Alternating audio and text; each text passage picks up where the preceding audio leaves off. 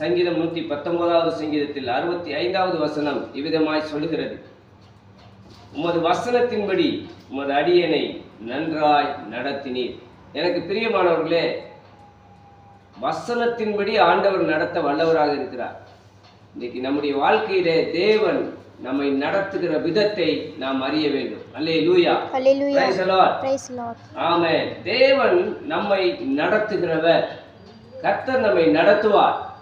யார் ஒருவர் தன்னை ஆண்டவருக்கு ஒப்பு கொடுக்கிறார்களோ, ஆண்டவரே நீர் என்னை நடத்தும் என்று சொல்லும்போது ஆண்டவர் நம்மை நன்றாக நடத்துகிறார். மனுஷனுக்கு செம்மையாய் தோன்றுகிற வழிகள் அநேகம் உண்டு, ஆனாலும் அதனுடைய முடிவு மரண வழிகள் என்று சொல்லப்படுகிறது.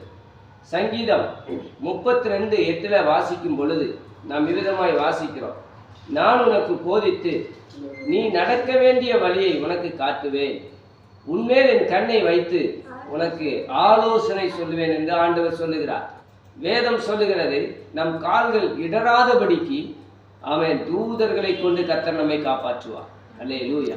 நம்முடைய வழிகளிலே சாத்தான் பல நேரத்திலே முட்களையும் கற்களையும் குழிகளையும் வெட்டி வைத்திருக்கிறான். அவன் பல விதத்திலே நம்மை சோதிக்கும்படியான பாதைகளை நம்மை கொண்டு செல்கிறான். ஒரு தேவ பிள்ளை எப்படி நடக்க வேண்டும் என்றால் வசனத்தின்படி நடக்க வேண்டும்.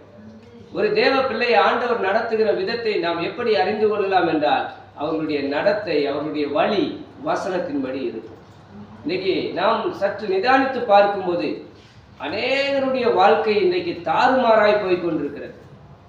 அநேகருடைய நினைவுகள் தாறுமாறாய் இருக்கிறது. ஒருவனுடைய நினைவுகள் எப்படி இருக்கிறதோ அப்படிதான் அவனுடைய நடக்கை இருக்கும் என்று நீதிமொழிகளில் நம்ம வாசிக்கிறோம். என் மகனே, உன் காலை தீமைக்கு விலக்குவாயாக, உன் நடையின் மேல் கவனமாய் இருப்பாயாக என்று வேதம் நமக்கு அறிவுரை கூறுகிறது. இன்றைக்கு ஒரு தேவ பிள்ளையினுடைய வழி சரியாய் இருக்க வேண்டுமானால் வசனத்துக்கு நம்மை அர்ப்பணிக்க வேண்டும். பல நேரத்தில் நாம் பிரச்சனைகளுக்கூடாய் போராட்டங்களுக்கூடாய் நாம் போவதற்கு காரணம் என்ன? தவறான பாதையில நாம் போவதுதான். தவறான நபர்களுடைய ஆலோசனை, கெட்ட நபர்களுடைய எண்ணங்களின்படி, அவர்கள் கொடுக்கிற ஆலோசனையின்படி நாம் செய்வதனால்தான் பல காரியங்களை நாம் இழந்து போகிறோம். தேவ ஜனமே, இன்றைக்கு வேதம் நமக்கு போதிக்கிறது, வசனம் நமக்கு வழிகாட்டுகிறது. தாவீது சொல்லுகிறார், உம்முடைய வசனம் என் பாதைக்கு தீபமாய், என் கால்களுக்கு தீபமாய், என் பாதைக்கு வெளிச்சமாய் இருக்கிறது.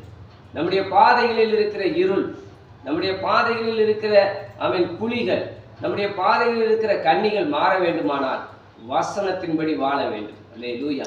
வசனத்தின்படி வாழும்போதுதான் நம்முடைய வாழ்க்கை சிறப்பாக இருக்கும். வசனத்தின்படி வாழுகிற ஒரு நபருடைய வாழ்க்கை எப்படி இருக்குமானால் ஜெயமாக இருக்கும். நம்முடைய வழிகளிலே எவ்வளோ பெரிய மலை போன்ற பிரச்சனைகள் வந்தாலும் வசனத்தை கொண்டு ஜெயிக்க முடியும். நம்முடைய வாழ்க்கையில் வருகிற போராட்டங்களை, நம்முடைய வாழ்க்கையில் வருகிற பிரச்சனைகளை நாம் சந்திக்கும் பொழுது வசனத்தின்படி நாம் சந்திப்போமானால் ஒரு காலம் தோற்று போக மாட்டோம், நாம் ஜெயம் எடுப்போம். இன்றைக்கு நாம் சொல்ல வேண்டும், கர்த்தாவே உமது வசனத்தின்படி நீர் என்னை நன்றாய் நடத்தும் என்று. ஒவ்வொரு நாளும் ஆண்டவருடைய சத்தத்தை கேட்டு வாழ நம்மை அர்ப்பணிப்போம். கர்த்தர் நம்மை நன்றாக நடத்துவார்.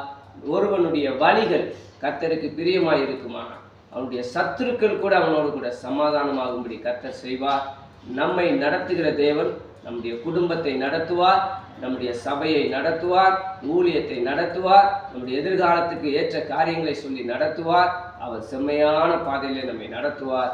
God bless you. கர்த்தர் நம்மை ஆசீர்வதிப்பாராக. ஆமென்.